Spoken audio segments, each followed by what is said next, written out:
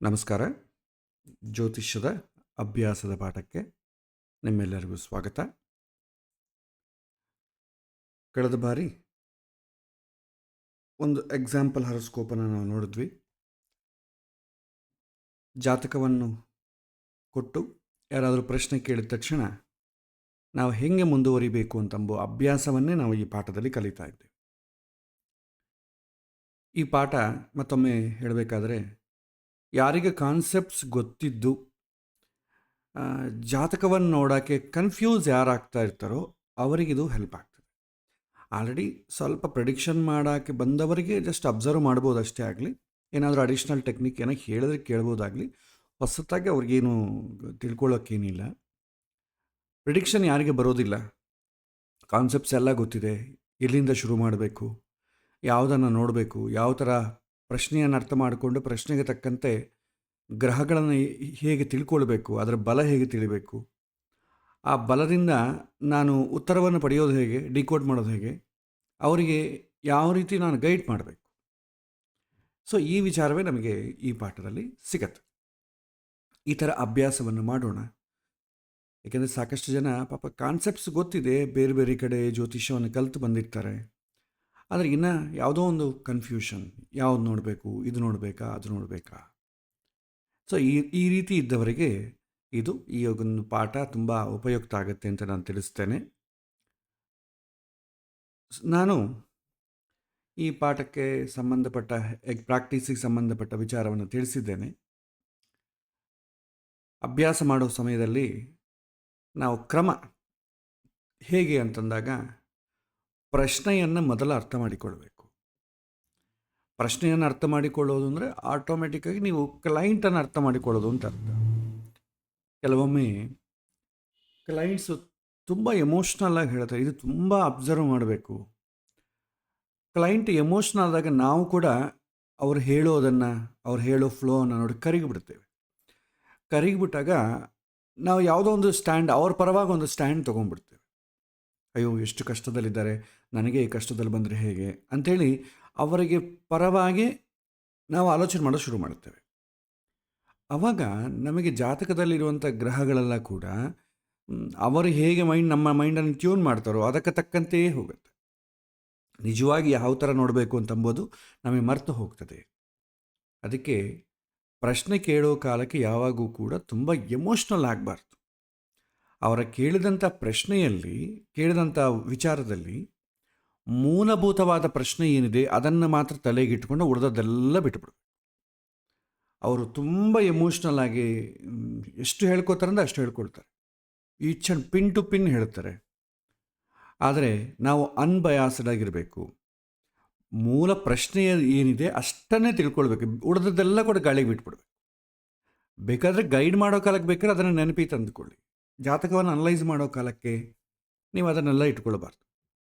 ಇದು ಪ್ರಧಾನವಾಗಿ ತಿಳ್ಕೊಳ್ಬೇಕಂತ ವಿಚಾರ. ಅದರಲ್ಲಿ ಅವನ ಪ್ರಶ್ನೆ ಏನಿದೆ ತಿಳ್ಕೊಳ್ತೇವೆ. ಕೆಲವೊಮ್ಮೆ ಏನಾಗ್ತದೆ, ಡೈರೆಕ್ಟ್ ಕ್ವಶನ್ ಯಾರು ಕೇಳಲ್ಲ, ಮಲ್ಟಿಪಲ್ ಕ್ವಶನ್ಸ್ ಕೇಳ್ತಾರೆ. ಆ ಮಲ್ಟಿಪಲ್ ಕ್ವಶನ್ಸ್ಲಿ ಮೊದಲ ಪ್ರಶ್ನೆ ಯಾವುದು, ಎರಡನೇ ಪ್ರಶ್ನೆ ಯಾವುದು, ಮೂರನೇ ಪ್ರಶ್ನೆ ಯಾವುದು, ನೀವೇ ಮೆಂಟಲಿ ಡಿವೈಡ್ ಮಾಡ್ಕೊಳ್ಬೇಕು. ಎಲ್ಲ ಕಲಬರಿಕೆಯಾಗಿ ಸೇರಿಬಿಟ್ಟಿರ್ತದೆ. ಉದ್ಯೋಗ ಬಗ್ಗೆ ಕೇಳ್ತಾನೆ, ಉದ್ಯೋಗದಿಂದ ಮದುವೆ ಹೋಗ್ತಾನೆ, ಹೆಂಡತಿ ಕೇಳ್ತಾ ಇಲ್ಲ ಅಂತೇಳಿ ಹೆಂಡತಿ ಅತ್ತೆಗೆ, ಸೊಸೆಗೆ, ನನ್ನ ಹೆಂಡತಿಗೂ ನಮ್ಮ ತಾಯಿಗೂ ಆಗ್ತಾ ಇಲ್ಲ ಅಂತಾನೆ. ಅಲ್ಲಿಂದ ಇನ್ನೊಂದು ದುಬಾರಿ ಖರ್ಚು ಮಾಡ್ತಾರೆ ಅಂತಾರೆ, ತಂದೆ ತಾಯಿಗೆ ಆರೋಗ್ಯ ಅಂತಾನೆ, ಎಲ್ಲೆಲ್ಲಿಗೂ ಹೊರಟೋಗ್ತಾನೆ. ಸೊ ನಾವೇನು ಮಾಡಬೇಕು, ಮುಖ್ಯವಾದ ಪ್ರಶ್ನೆ ಯಾವುದು ಅದನ್ನು ತಗೊಂಡು ಆಮೇಲೆ ಎರಡನೇ ಪ್ರಶ್ನೆ ಯಾವುದು, ಮೂರನೇ ಪ್ರಶ್ನೆ ಯಾವುದು ಹಾಗಿಟ್ಟುಕೊಂಡು ಸಪ್ರೇಟಾಗಿ ನಾವು ಅವನಿಗೆ ಅಡ್ರೆಸ್ ಮಾಡಬೇಕಾಗ್ತದೆ. ಯಾಕೆಂದರೆ ಅವ್ನು ನಮ್ಮನ್ನು ಕನ್ಫ್ಯೂಸ್ ಇಡಿದೆ ಅಂದ್ಕೊಳ್ಳಿ, ನಾವು ಮತ್ತೆ ಅವನು ಕನ್ಫ್ಯೂಸ್ ಇಡಿಸ್ಬೇಕಾಗ್ತದೆ. ಸೊ ಈ ಥರ ಬೇಡ. ಪ್ರಶ್ನೆಯನ್ನು ಚೆನ್ನಾಗಿ ಅರ್ಥ ಮಾಡಿಕೊಳ್ಬೇಕು. ಒಂದೊಂದು ಪ್ರಶ್ನೆಯಾಗಿ ಆ ಪ್ರಶ್ನೆಗೆ ಸಂಬಂಧಪಟ್ಟ ಗ್ರಹ, ಆ ಪ್ರಶ್ನೆಗೆ ಸಂಬಂಧಪಟ್ಟ ಭಾವ ಅಷ್ಟು ಮಾತ್ರ ನೋಡಿ. ಈಗ ನಾವು ಪ್ರಾರಂಭದ ಹಂತದಲ್ಲೇ ಇದ್ದೀವಾದ ಕಾರಣ ಬಲ ಇದೆಯೋ ಇಲ್ಲವೋ, ಶುಭ ಇದೆಯೋ ಇಲ್ಲವೋ ಇಷ್ಟು ಮಾತ್ರ ನೋಡಿ. ಮತ್ತು ಆ ಗ್ರಹ ಯಾರ ಜೊತೆ ಸೇರಿದರೆ ಅದು ಏನು ಫಲ ಮಾಡಿಫೈ ಆಗುತ್ತೆ, ಸೂರ್ಯನ ಜೊತೆ ಇದ್ದರೆ ಹೇಗಾಗುತ್ತೆ, ಶನಿ ಜೊತೆ ಹೇಗಾಗುತ್ತೆ, ಏನೋ ಬದಲಾಗುತ್ತಾ, ಇದೆಲ್ಲ ನಿಮಗೆ ಅಡ್ವಾನ್ಸ್ ಇನ್ನು ಸ್ವಲ್ಪ ಆಳವಾಗಿ ಆಲೋಚನೆ ಮಾಡಿದಾಗ ಬರ್ತದೆ. ಸದ್ಯಕ್ಕೆ ಅಷ್ಟು ಬೇಡ. ಪ್ರಶ್ನೆಗೆ ಸಂಬಂಧಪಟ್ಟ ಗ್ರಹ ಅಥವಾ ಭಾವ, ಶುಭ ಗ್ರಹಗಳ ಸಂಬಂಧ ಇದೆಯೋ ಪಾಪಗ್ರಹಗಳ ಸಂಬಂಧ ಇದೆಯೋ ಇಷ್ಟೇ ಸಾಕು. ಈ ಸಮಯದಲ್ಲಿ. ಇದು ಬಂದ ಮೇಲೆ ಮತ್ತೆ ಬೇಕಾದ್ರೆ ನೀವು ಆಳವಾಗಿ ಮತ್ತೆ ಹೋಗೋಣ. ಸೊ ಪ್ರಾರಂಭದಲ್ಲಿ ನೀವು ಕನ್ಫ್ಯೂಸ್ ಮಾಡಿಕೊಳ್ಳದೆ ಇಷ್ಟೇ ಮಾಡಿ, ಏನೇ ಪ್ರಶ್ನೆ ಕೇಳಲಿ ಆ ಪ್ರಶ್ನೆಗೆ ಸಂಬಂಧಪಟ್ಟ ಗ್ರಹ ಆಗಬಹುದು ಅಥವಾ ಭಾವ ಆಗಬಹುದು, ಕಾರಕ ಆಗಬಹುದು. ಜಾತಕದಲ್ಲಿ ಶುಭ ಸಂಬಂಧ ಹೆಚ್ಚು ಬಂದಿದೆಯಾ, ಪಾಪ ಸಂಬಂಧ ಹೆಚ್ಚು ಬಂದಿದೆ. ಅದಕ್ಕೆ ನಾನು ನಿಮಗೆ ಅಭ್ಯಾಸ ಮಾಡೋ ಕಾಲಕ್ಕೆ ಪ್ಲಸ್ಸು ಮೈನಸ್ಸು ಹಾಕಿಸ್ತಾ ಇದ್ದೀನಿ. ಯಾಕೆ ಅಂತಂದರೆ ಶುಭವ ಅಶುಭವ ತಿಳ್ಕೊಳ್ಳೋಣ ಮೊದಲು. ಒಂದು ವೇಳೆ ಶುಭ ಆಯ್ತಂದರೆ ಯಾವ ಥರ ಶುಭ ಅಂತ ನೆಕ್ಸ್ಟ್, ಅಶುಭ ಆಗತ್ತೆ ಅಂತ ಅಂದ್ಕೊಳ್ಳಿ, ಯಾವ ಥರ ಅಶುಭ, ಯಾವ ವಿಷಯಗಳು ಸಂಬಂಧಪಟ್ಟಿದೆ, ಕೇತು ಜೊತೆಗಿದ್ರೆ ಯಾವ ಥರ ಅಶುಭ ಆಗ್ತದೆ, ರಾಹು ಜೊತೆ ಇದ್ರೆ ಯಾವ ಥರ ಅಶುಭ ಆಗ್ತದೆ, ಅದು ನೆಕ್ಸ್ಟ್. ಎಲ್ಲ ಒಂದೇ ಸಾರಿ ತಲೆ ಕೆಡಿಸ್ಕೊಳ್ಬೇಡಿ, ಎಳೆಯಾಗಿ ಒಂದೊಂದಾಗಿ ಹೋಗೋಣ.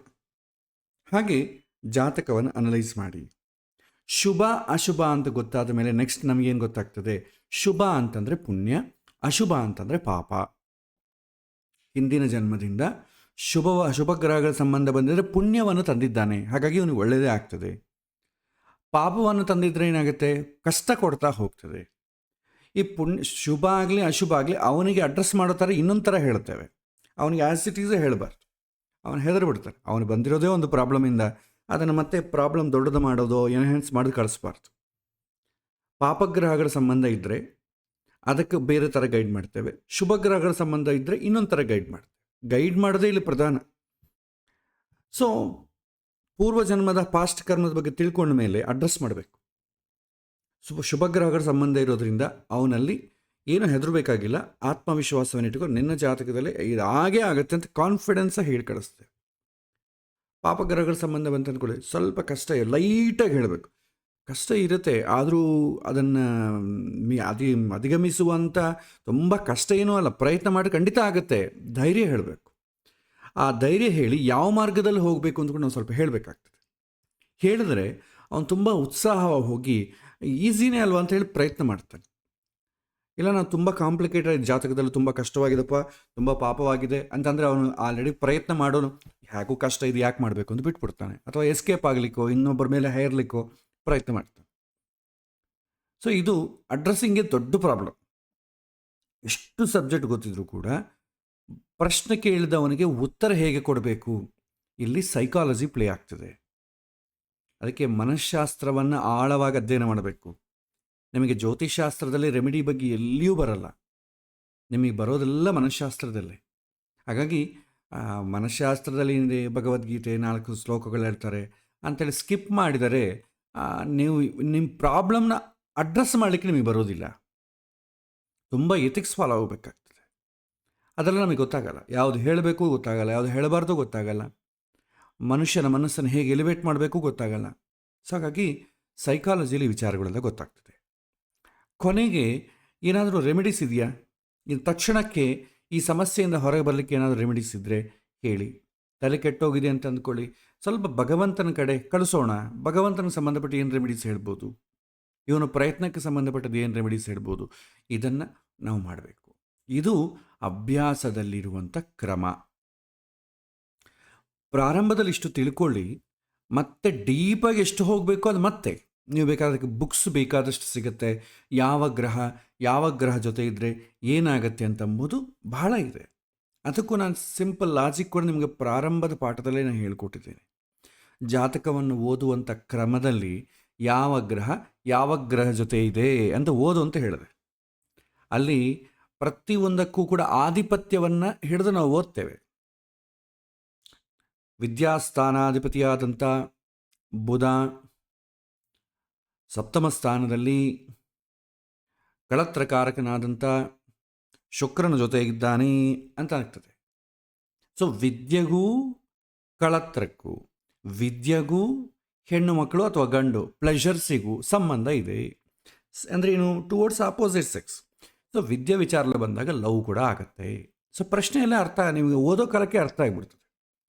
ಯಾವ ಗ್ರಹ ಜೊತೆ ಇದ್ದರೆ ಏನಾಗತ್ತೆ ಅಂತಂದ್ರದು ಆ ಗ್ರಹ ಯಾವ ಕಾರಕತ್ವಕ್ಕೆ ಸಂಬಂಧ ಇರುತ್ತೆ, ಇವನು ಪ್ರಶ್ನೆ ಕೇಳೋದಕ್ಕೂ ಆ ಕಾರಕತ್ವಕ್ಕೂ ಹತ್ತರ ಸಂಬಂಧ ಯಾವುದಿದೆ ಅದನ್ನು ಹೇಳಬೇಕಾಗ್ತದೆ.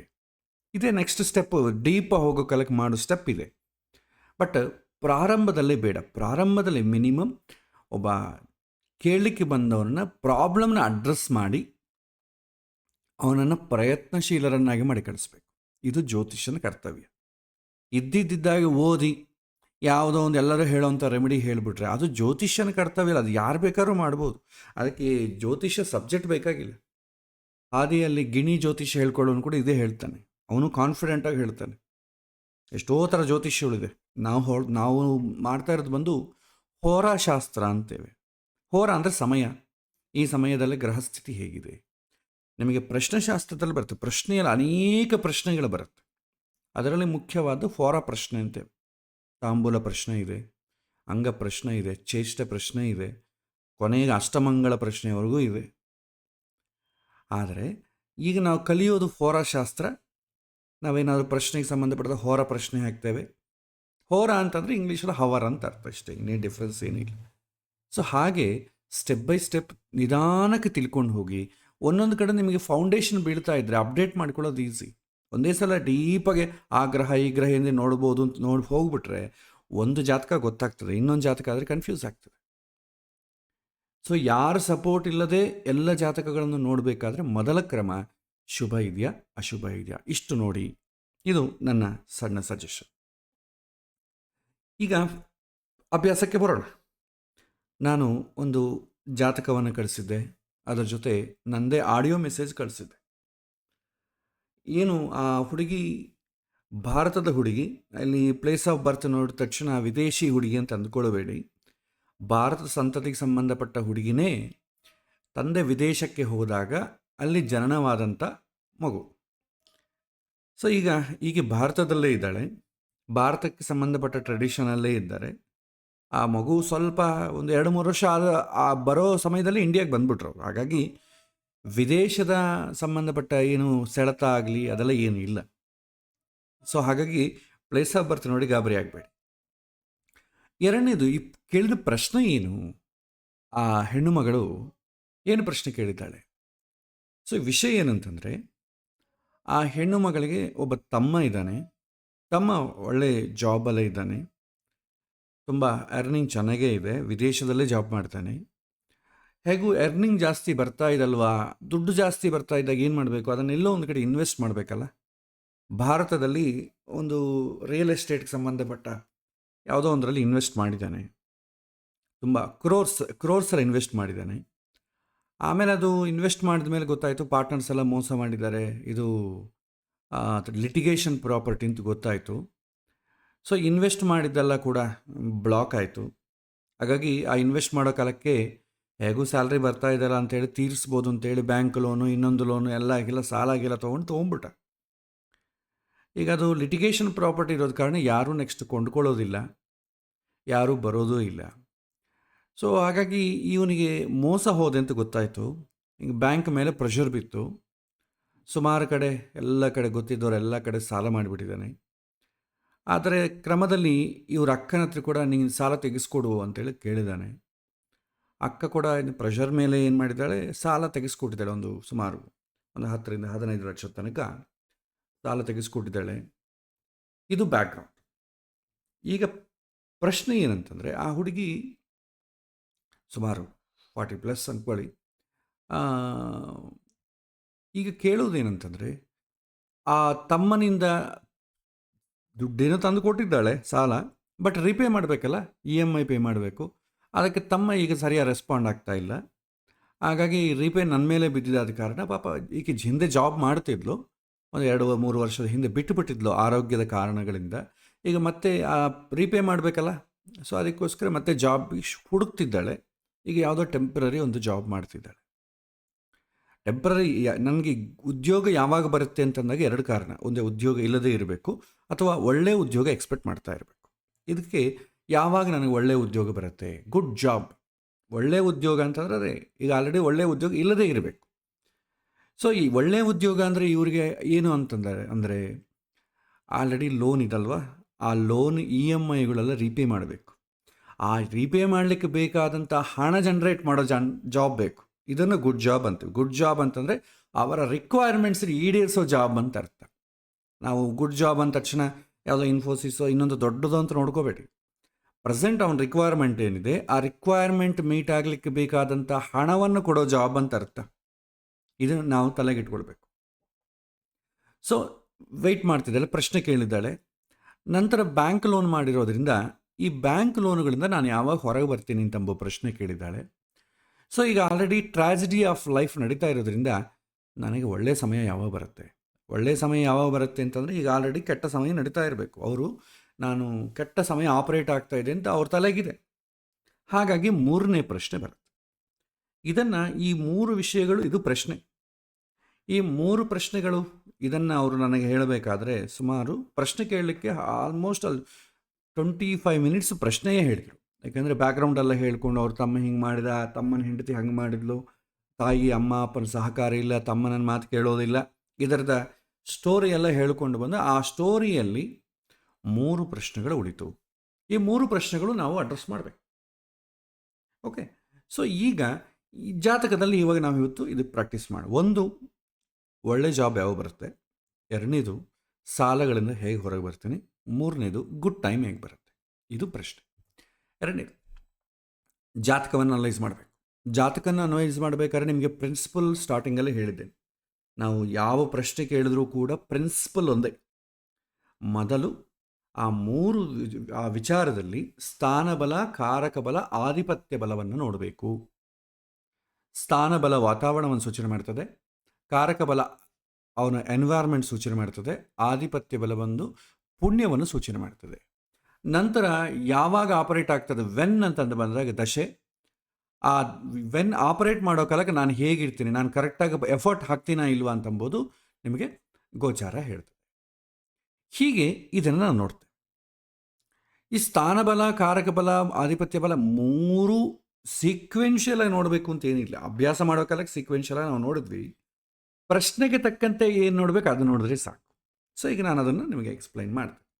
ಜಾತಕಕ್ಕೆ ಬರೋಣ. ಈಗ ಮೊದಲ ಪ್ರಶ್ನೆ ಏನು, ಒಳ್ಳೆಯ ಜಾಬ್ ಯಾವಾಗ ಬರುತ್ತೆ.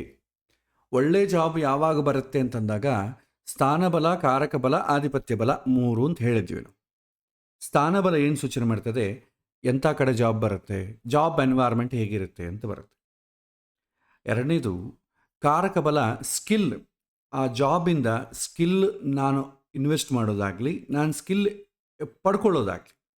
ನನಗೆ ಒಳ್ಳೆಯ ಸ್ಕಿಲ್ ಇರಬೇಕು, ನನ್ನ ಸ್ಕಿಲ್ಲಲ್ಲಿ ಆಪ್ರೇಟ್ ಆದರೆ ಜಾಬ್ ಸ್ಯಾಟಿಸ್ಫ್ಯಾಕ್ಷನ್ ಇರ್ತದೆ, ಅಂದರೆ ಒಂದು ಕೆಲಸವನ್ನು ಈಸಿ ಮಾಡೋಕ್ಕೆ ಅರ್ಥ ಆಗ್ತದೆ. 2ನೇದು, ನಾನು ಜಾಬ್ ಮಾಡೋದು ಒಂದೇ ಅಲ್ಲ, ನಾನೇನಾದರೂ ಸ್ಕಿಲ್ ಪಡ್ಕೊಳ್ಬೇಕು, ಎಕ್ಸ್ಪೀರಿಯನ್ಸ್ ಪಡ್ಕೋಬೇಕು, ಅದಕ್ಕೆ ಕಾರಕವನ್ನು ನೋಡ್ತೇವೆ. ಆಧಿಪತ್ಯ ಏನು ಹೇಳುತ್ತೆ, ಒಳ್ಳೆ ಜಾಬ್ ಬರುತ್ತಾ, ರೆಮ್ಯೂನರೇಷನ್ ಎಷ್ಟು ಬರುತ್ತೆ, ಪ್ರಮೋಷನ್ಸು, ಇದೆಲ್ಲ ಆಧಿಪತ್ಯ ಬಲ ಹೇಳುತ್ತೆ. ಈಗ ಪ್ರಶ್ನೆಯಲ್ಲಿ ಈ 3ರಲ್ಲಿ ಯಾವ್ದು ನೋಡಬೇಕು ಅಂತಂದಾಗ ಸ್ಥಾನಬಲ ಎನ್ವೈರ್ಮೆಂಟ್ ಹೇಳ್ತದೆ. ಈಗ ಆಕೆಗೆ ಬೇಕಾದ ದುಡ್ಡು, ಯಾವ ಎನ್ವೈರ್ಮೆಂಟು, ಒಳ್ಳೆ ಎನ್ವೈರ್ಮೆಂಟಾ, ಅದೇನು ನೋಡ್ತಾ ಇಲ್ಲ. ದುಡ್ಡು ಬೇಕಾದ ಕಾರಣ ಫಸ್ಟದು ನಿಮಗೆ ಬಿಟ್ಬಿಡ್ಬೋದು, ಸ್ಥಾನಬಲ ನೋಡೋದು ಬೇಕಾಗಿಲ್ಲ. 2ನೇದು, ಈಗ ಯಾಕಂದರೆ ಸ್ಥಾನಬಲದಲ್ಲಿ ಸುತ್ತು ಜನ ಕೊಲೀಗ್ಸ್ ಹೇಗಿರ್ತಾರೆ, ಬಾಸ್ ಹೇಗಿರ್ತಾರೆ, ಅದೆಲ್ಲ ಅವರೆಲ್ಲ ನನ್ನ ಜೊತೆಗಿರೋರು ಹೇಗಿರ್ತಾರೆ ಅಂತ ಈಗ ದುಡ್ಡು ಬೇಕಾದಾಗ ಅದೆಲ್ಲ ಇದ್ದರೂ ಕೂಡ ನಡೀತದೆ ಅಂತಂಬ ಮೈಂಡ್ಸೆಟ್ಟಿಗೆ ಬರ್ತಾರೆ. ಸೊ ಹಾಗಾಗಿ ಸ್ಥಾನಬಲ ಇಲ್ಲಿ ನೋಡೋದು ಬೇಗ ಅವಶ್ಯಕತೆ ಇಲ್ಲ. ಕಾರಕ ಬಲ ಸ್ಕಿಲ್, ದುಡ್ಡು ಸಂಪಾದನೆ ಮಾಡಬೇಕು ಅಂತ ಎಫರ್ಟ್ ಹಾಕಿದ ಮೇಲೆ ಸ್ಕಿಲ್ ಇದೆಯಾ ಇಲ್ಲವಾ ಅದರ ಪ್ರಶ್ನೆ ಇಲ್ಲ. ನಾನು ಜಾಬ್ ಸ್ಯಾಟಿಸ್ಫೈ ಸಿಗುತ್ತಾ ಅಂತ ಯಾರೂ ಹಾಕಲ್ಲ. ಇವತ್ತು ಯಾರೂ ಕೂಡ ಎಲ್ಲ ಉದ್ಯೋಗರು ಎಲ್ಲರಿಗೂ ಜಾಬ್ ಸ್ಯಾಟಿಸ್ಫ್ಯಾಕ್ಷನ್ ಸಿಗ್ತಾ ಇಲ್ಲ, ಆದರೂ ಕೂಡ ಮಾಡ್ತಾ ಇದ್ದಾರೆ ತಾನೆ. ನಾನು 100% ನನ್ನ ಉದ್ಯೋಗದಲ್ಲಿ ನಾನು ತುಂಬ ಸಂತೋಷವಾಗಿದ್ದೀನಿ, 9 hours ನಾನು ಹ್ಯಾಪಿಯಾಗಿದ್ದೀನಿ ಅಂತಂದರೆ ಜೀವನ ಎಲ್ಲ ಹ್ಯಾಪಿಯಾಗಿರುತ್ತೆ. ವೀಕೆಂಡ್ಸ್ ಎಲ್ಲಿ ಓಡಿ ಹೋಗೋ ಕೆಲಸ ಇಲ್ಲ. ಬಟ್ ಎಲ್ಲರಿಗೂ ಜಾಬ್ ಸ್ಯಾಟಿಸ್ಫ್ಯಾಕ್ಷನ್ ಇಲ್ಲದಿದ್ರೂ ಬಲವಂತವಾಗಿ ದುಡ್ಡಿಗೋಸ್ಕರ ಕೆಲಸ ಮಾಡ್ತಾ ಇದ್ದಾರೆ ಮೆಜಾರಿಟಿ ಪೀಪಲ್. ಹಾಗಾಗಿ ಕಾರಕ ಬಲ ಇಲ್ಲಿ ನೋಡೋದು ಬೇಕಾಗಿಲ್ಲ. ಇಲ್ಲಿ ಉದ್ಯೋಗ, ಒಳ್ಳೆ ಉದ್ಯೋಗ ಬೇಕು ಅಥವಾ ಪ್ರಮೋಷನ್ ಬೇಕು ಅಥವಾ ಹಣ ಜಾಸ್ತಿ ಬರಬೇಕು ಅಂತಂಬುದು ಅಧಿಪತಿಯನ್ನು ನೋಡ್ತೇವೆ. ಸೊ ಇಲ್ಲಿ ಆಧಿಪತ್ಯ ಬಲವನ್ನು ನೋಡಿ. ಈಗ ಆ ಹುಡುಗಿ ಹೆಣ್ಣುಮಗಳ ಪ್ರಶ್ನೆಗೆ ಆಧಿಪತ್ಯ ಬಲ ನೋಡಬೇಕು ಜಾತಕದಲ್ಲಿ. ಸೊ ನೋಡೋಣ. ಈ ಹುಡುಗಿ ಜಾತಕ ಹುಟ್ಟಿದಲ್ಲಿ ನೋಡಿ ತುಲಾಲಗ್ನ ಆಗಿದೆ. ತುಲಾಲಗ್ನದಲ್ಲಿ ದಶಮಾಧಿಪತಿಯ ಬಲ ನೋಡುತ್ತೆ. ಸೊ ದಶಮ ಸ್ಥಾನದಲ್ಲಿ ನಾವು ನೋಡಿದ್ರೆ ಶುಭಗ್ರಹ ಆಲ್ರೆಡಿ ಗುರು ಇದೆ, ಸೂರ್ಯ ಇದೆ. ಅಂದರೆ ಏನು, ದಶಮ ಸ್ಥಾನ ಸ್ಟ್ರಾಂಗ್ ಆಗಿದೆ. ಗುರು ಇರೋದ್ರಿಂದ ಗುರು ಉಚ್ಚ ಸ್ಥಾನದಲ್ಲಿದ್ದಾನೆ, ಸೂರ್ಯ ದಶಮ ಸ್ಥಾನದಲ್ಲಿ ಸ್ಟ್ರಾಂಗ್ ಆತ, ಪ್ಲಸ್ ಮಿತ್ರ ಕ್ಷೇತ್ರ. ಸ್ಥಾನಬಲ ನೋಡಿದ್ರೆ ಕೂಡ ತುಂಬ ಸ್ಟ್ರಾಂಗ್ ಇದೆ. ಸೊ ಜಾಬ್ ಎನ್ವೈರ್ಮೆಂಟ್ ಚೆನ್ನಾಗಿದೆ. ಆದರೆ ಗುರು ಉಚ್ಚ ಸ್ಥಾನಾಧಿಪತಿಯೇ, ಬಟ್ 6ನೇ ಮನೆ ಅಧಿಪತಿ ಆಗಿದ್ದಾನೆ. ಅಂದರೆ ಏನು, ದಶಮಕ್ಕೂ ಡೆಪ್ಟ್ಸ್ ಸಾಲಗಳಿಗೂ ಸಂಬಂಧ ಇದೆ. ಬಟ್ ಈಗ ಸಾಲಗಳ ಬಗ್ಗೆ ನಾವು ಇವಾಗ ಪ್ರಶ್ನೆ ಹಾಕೋದು ಬೇಡ, ಬರೀ ಉದ್ಯೋಗದ ಮೇಲೆ ಕಾನ್ಸಂಟ್ರೇಟ್ ಮಾಡೋಣ. ಶುಭ ಗ್ರಹವ ಪಾಪಗ್ರಹವ ಅಷ್ಟೇ ಸಾಕು. ಇಲ್ಲಿ ದಶಮಾಧಿಪತಿ ಯಾರಾಗ್ತಾರೆ ನೋಡಿ. ದಶಮಾಧಿಪತಿ ಚಂದ್ರ ಆಗ್ತಾನೆ. ಎಲ್ಲಿದ್ದಾನೆ? ತೃತೀಯ ಸ್ಥಾನದಲ್ಲಿದ್ದಾನೆ. ನಾವು ತಟಸ್ಥ ಅಂತ ಕರಿತೇವೆ. ತೃತೀಯ ಸ್ಥಾನದಲ್ಲಿದ್ದಾನೆ.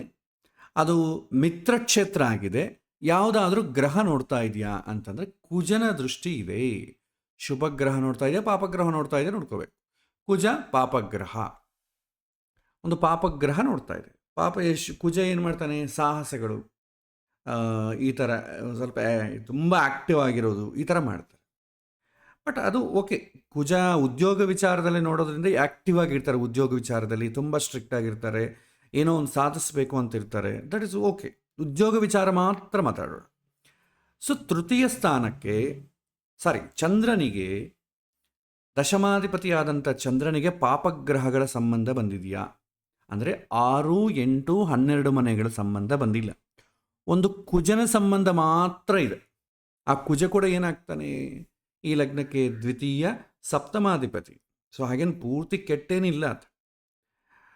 ಸೊ ಉದ್ಯೋಗ ವಿಚಾರದಲ್ಲಿ ಕುಜ ನೋಡೋದ್ರಿಂದ ಏನಷ್ಟು ಡಿಸ್ಟ್ರಾಕ್ಷನ್ ಇಲ್ಲ. ಯಾಕಂದರೆ ಶನಿ ನೋಡಿದ್ರೆ ಲೇಜಿ ಆಗ್ತಾರೆ, ರಾಹು ನೋಡಿದ್ರೆ ವಿಪರೀತವಾದ ಮೋಹವನ್ನು ಉಂಟು ಮಾಡ್ತಾರೆ, ಕುಜ ಆದರೆ ತುಂಬ ಎನರ್ಜೆಟಿಕ್ ಆಗಿರ್ತಾರೆ, ಹೈಫೈ ಆಗಿರ್ತಾರೆ, ಗಲಾಟೆ ಇರ್ತದೆ.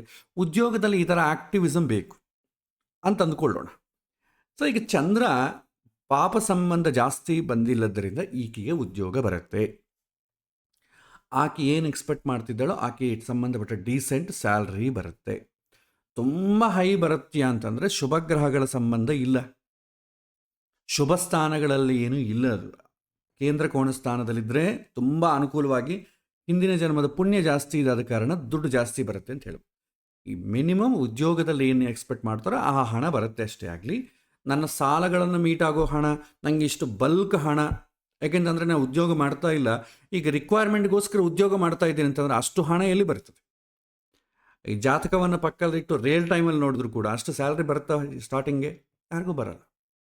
ಸೊ ಮಿನಿಮಮ್ ಮನೆ ನಡೆಸಲಿಕ್ಕೆ ಬೇಕಾದಂಥ ಹಣ ಬರುತ್ತೆ. ಬಟ್ ಈ ಹೆಣ್ಣುಮಗಳಿಗೆ ಇರೋ ದುಡ್ಡೆಲ್ಲ ಕೂಡ EMIಗಳು ಜಾಸ್ತಿ ಪೇ ಮಾಡೋದ್ರಿಂದ ಸ್ವಲ್ಪ ಮನೆಗೆ ನಡೆಯೋದು ಕೂಡ ಕಷ್ಟ ಆಗಿರೋದ್ರಿಂದ ಅದನ್ನು ಬೇಕಾದ್ರೆ ಈಗ ಫುಲ್ಫಿಲ್ ಮಾಡ್ಕೊಳ್ಬೋದು. ಆ ಥರ ಜಾಬ್ ಎಂಬುದು ಸಿಗತ್ತೆ ಅಂತ ನಾವಿಲ್ಲಿ ಒಂದು ಅಂಡರ್ಸ್ಟ್ಯಾಂಡಿಂಗ್ ಬರ್ಬೋದು. ಆದರೆ ಆ ಹೆಣ್ಣುಮಗಳ ತಲೆಗಿರೋದೇನು, ನಾನು ಉದ್ಯೋಗ ಮಾಡಿ ಸ್ವಲ್ಪ ಸ್ವಲ್ಪ ಕ್ಲಿಯರ್ ಮಾಡ್ತೀನಿ ಅಂತಂದರೆ 10-15 ಲಕ್ಷಕ್ಕೆ ತಿಂಗಳಿಗೆ ಬಡ್ಡಿ ಎಷ್ಟಾಗ್ತದೆ? ಅಷ್ಟು ದೊಡ್ಡ ಹಣ ಬರಬೇಕು ಅಂತಂದರೆ ಸಡನ್ನಾಗಿ ಇವರಿಗೆ ಕಷ್ಟ. ಸರಿ, ಇನ್ನು ಬೇರೆ ಇನ್ನೊಂದು ನೋಡೋಣ. ಇನ್ನು ದುಡ್ಡು ಬೇಕು ಅಂತಂದಾಗ ಬೇರೆ ಮಾರ್ಗಗಳಿಂದ ಇನ್ಸ್ಟಂಟ್ ಮನಿ ಅಂತೇವೆ. ಶೇರ್ ಮಾರ್ಕೆಟು ಅದು ಇದು ಸಡನ್ನಾಗಿ ದುಡ್ಡು ಬರುವಂಥದ್ದು ಏನಾದರೂ ಇದೆಯಾ ಅಂತಂಬೋದು ನೋಡ್ತೇವೆ. ಆ ಹೆಣ್ಣುಮಗಳ ಪ್ರಶ್ನೆ ಹಾಕಿಲ್ಲ, ಆದ ಕಾರಣ ನಾವು ನೋಡೋ ಅಗತ್ಯ ಇಲ್ಲ. ಇನ್ ಕೇಸ್ ಯಾರಾದರೂ ಹಾಕಿದರೆ ಅಷ್ಟಮ ಸ್ಥಾನ ನೋಡಿ, ಸಡನ್ನಾಗಿ ಇನ್ಕಮ್ ಏನಾದರೂ ಬರುತ್ತಾ? ಅಷ್ಟಮ ಸ್ಥಾನಕ್ಕೆ ದ್ವಿತೀಯ ಏಕಾದಶಿಪತಿಗಳ ಸಂಬಂಧ ಬಂದರೆ ಅಥವಾ ದ್ವಿತೀಯ ಏಕಾದಶಾಧಿಪತಿಗಳಿಗೆ ಅಷ್ಟಮ ಸಂಬಂಧ ಬಂದರೆ ಇನ್ಸ್ಟಂಟ್ ಮನಿ ಬರುತ್ತೆ. ಆ ಥರ ಯೋಗ ಇದೆಯೋ ಕೂಡ ನೀವು ನೋಡ್ಬೋದು. ಈಗ ದ್ವಿತೀಯಾಧಿಪತಿ ಯಾರಾಗಿದ್ದಾರೆ? ಕುಜ. ಏಕಾದಶಾಧಿಪತಿ ಯಾರಾಗಿದ್ದಾರೆ? ಸೂರ್ಯ.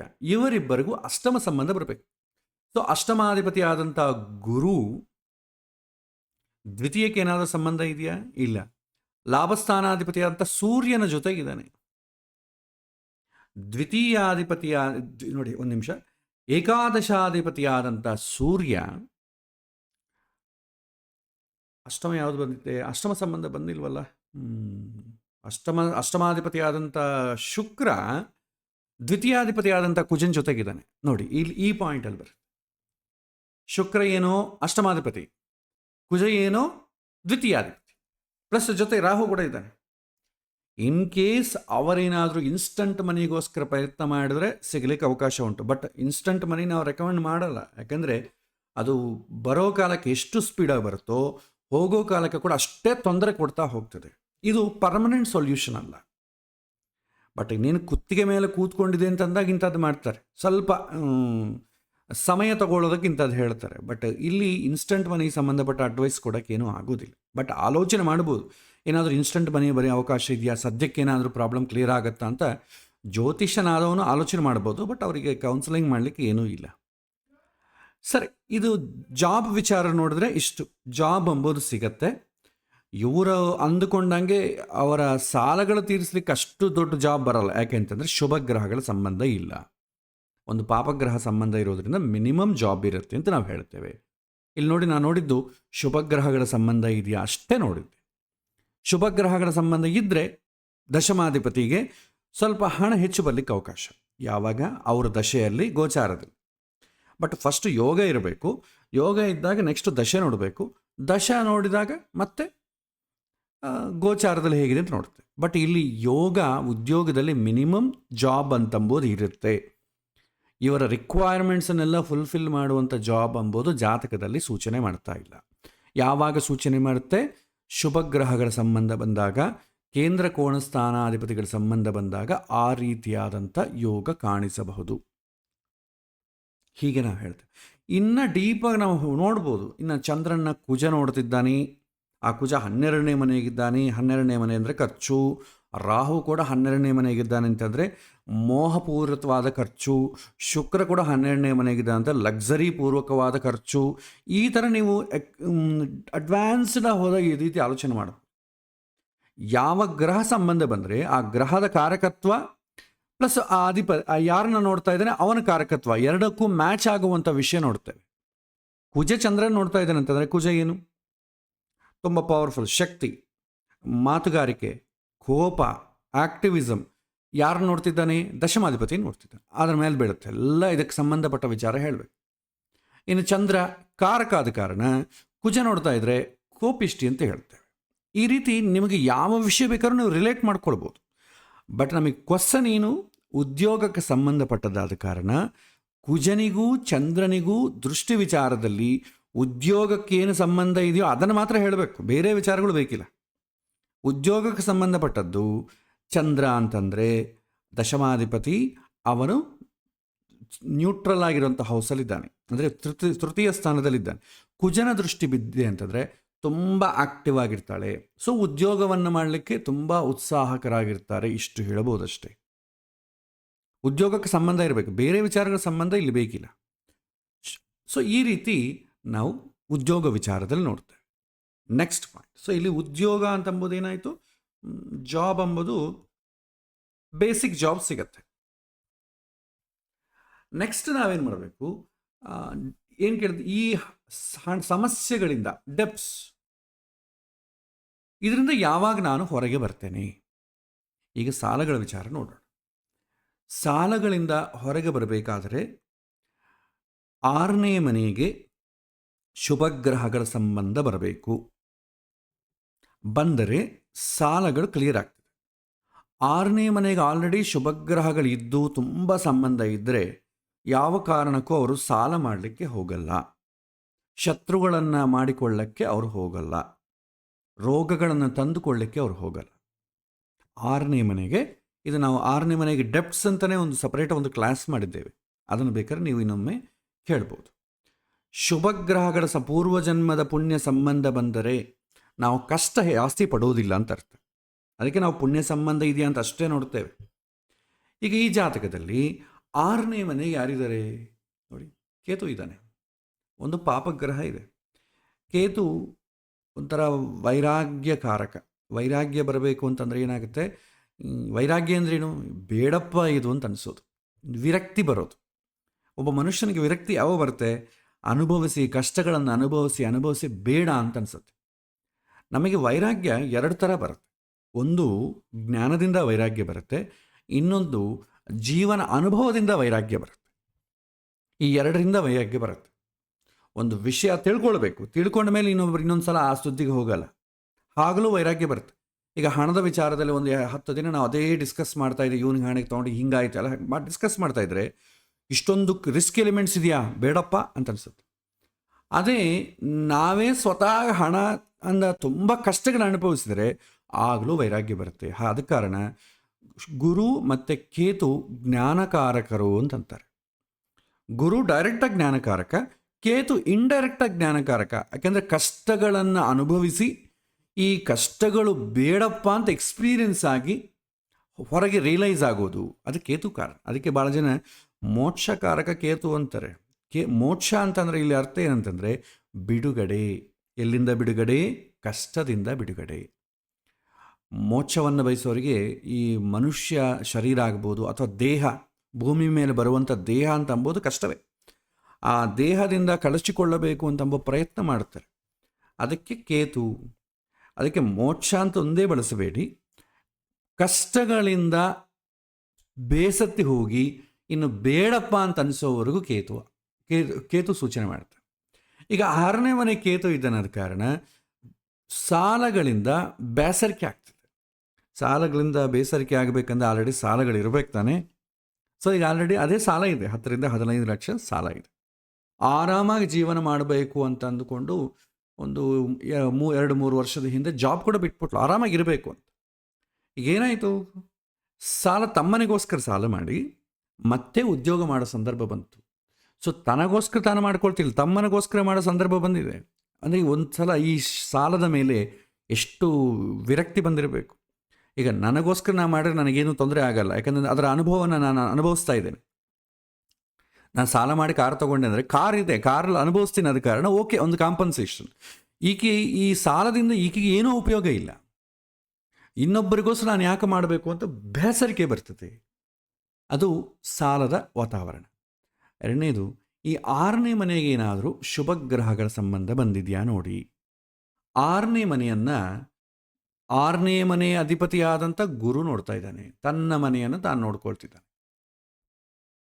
ಸೊ ಗುರುಗ್ರಹ ತನ್ನ ಮನೆ ತಾನು ನೋಡ್ಕೊಳ್ತಾ ಇರೋದ್ರಿಂದ ಬಲವೇ, ಅಂದರೆ ಸಾಲಗಳು ಕ್ಲಿಯರ್ ಆಗತ್ತೆ ಅಂತ ಹೇಳ್ಬೋದು. ಬಟ್ ಇವಾಗ ಆಗುತ್ತೆ ಅಂತ ಅಂಬೋದಕ್ಕೆ ನಾವು ದಶೆ ಗೋಚಾರ ಎರಡೂ ನೋಡಬೇಕು. ಬಟ್ 6ನೇ ಮನೆ ಅಧಿಪತಿ 6ನೇ ಮನೆಗಿರೋದ್ರಿಂದ ಗುರುಗ್ರಹ ಕೇತುಗ್ರಹವನ್ನು ನೋಡೋದ್ರಿಂದ ಕಷ್ಟದಿಂದ ಹೊರಗೆ ಬರಲಿಕ್ಕೆ ಬೇಕಾದಂಥ ಅವಕಾಶಗಳು ಕೂಡ ಈಗ ಜಾಸ್ತಿ ಇರುತ್ತೆ. ಸಾಲದಿಂದ ಹೊರಗೆ ಬರಲಿಕ್ಕೆ ಮಾರ್ಗಗಳು ಸಿಗತ್ತೆ, ಅವಕಾಶಗಳು ಸಿಗತ್ತೆ ಅಂತ ಹೇಳ್ತೇವೆ.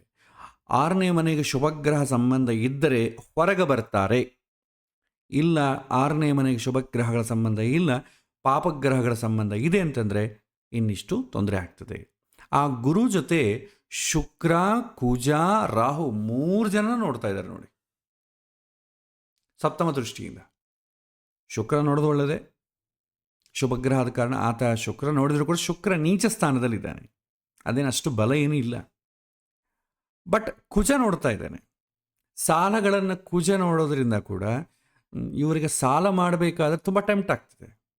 ಮಾಡೋಣ, ಯಾಕಂದರೆ ನನ್ನ ತಮ್ಮ ಕಷ್ಟಪಡ್ತಿದ್ದಾನೆ, ಒಂದು ಮಾರ್ಗ ತೋರಿಸ್ಬೇಕು, ಅವನ ಪ್ರಾಬ್ಲಮ್ ಕ್ಲಿಯರ್ ಮಾಡಬೇಕು ಅಂತ ಟೆಂಪ್ಟ್ ಆಗ್ತದೆ. ಅದಕ್ಕೆ ಸಾಲ ತಗೊಳ್ಳೋ ಕಾಲಕ್ಕೆ ಇವರಿಗೇನು ಹೇಸಿಗೆ ಅಂತ ಏನೂ ಇರೋದಿಲ್ಲ. ರಾಹು ಇದ್ದಾನಾದ ಕಾರಣ ಅದರ ಫರ್ದರ್ ಕಾಂಪ್ಲಿಕೇಶನ್ಸ್ ಏನಾಗ್ತದೆ ಅದೆಲ್ಲ ಕೂಡ ಮರ್ತು ಹೋಗ್ತಾರೆ. ನೆಗೆಟಿವ್ ಆಗಿ ಯಾರೂ ಆಲೋಚನೆ ಮಾಡಲ್ಲ. ಒಂದು ವೇಳೆ ತೀರಿಸಿದ್ರೆ ಏನಾಗ್ತದೆ ಅದು ಆವಾಗ ನೋಡ್ಕೊಂಡ್ಬಿಡು, ಈಗಿಂದ ಯಾಕೆ ಅಂತ ರಾಹು ಮೋಹವನ್ನು ಉಂಟು ಮಾಡ್ತಾನೆ.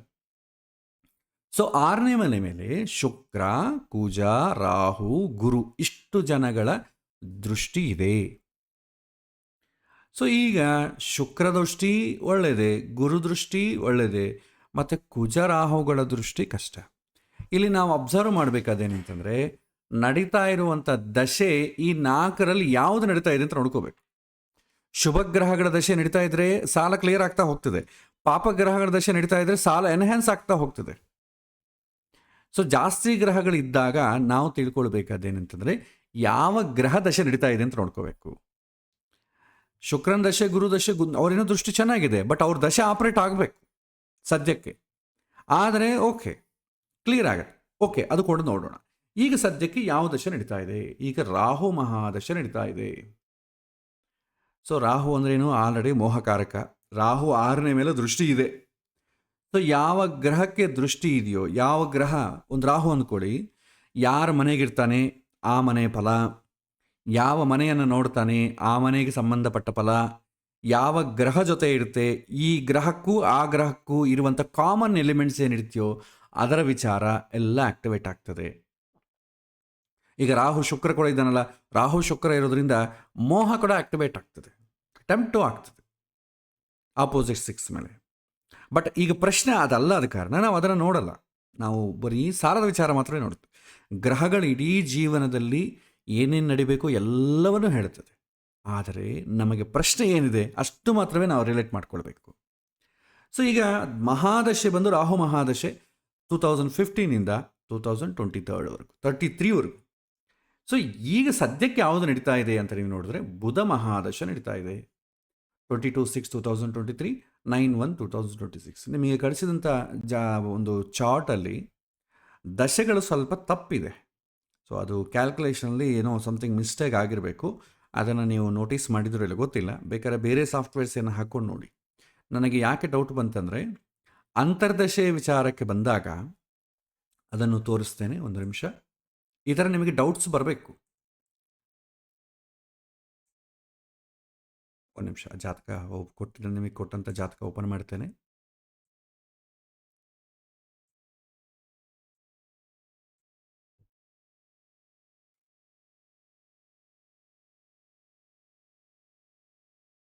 ಇದು ನಿಮಗೆ ಕಳಿಸಿದಂಥ ಜಾತಕ ನಾನು ಚಾರ್ಟ್.